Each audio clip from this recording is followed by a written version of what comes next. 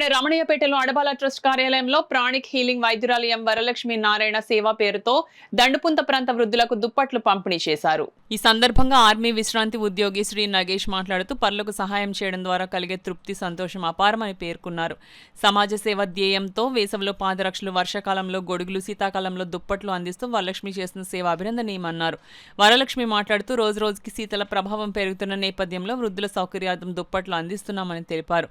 ఈ కార్యక్రమంలో అడబాల రత్నప్రసాద్, నిమ్మకాయల వెంకటేశ్వరరావు, రాజా, పి ధర్మచంద్రరాజు, ప్రసాద్ నాయుడు తదితరులు పాల్గొన్నారు. మాస సందర్భంగా ఈ రోజు ఏకాదశం పురస్కరించుకుని దరిద్రో నారాయణ హరి అని దామోదర మాసం కింద దృష్టిలో పెట్టుకుని ఈ రోజు ఇక్కడ దంటుపుంత ఏరియాలో ఉన్న సుమారు 30 మంది మహిళలకు దుప్పట్లు పంచిపెట్టడం జరిగింది.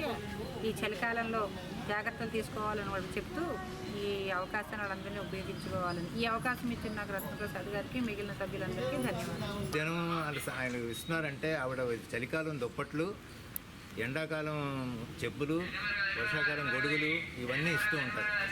నేను గత 2 సంవత్సరాలుగా చూస్తున్నాను.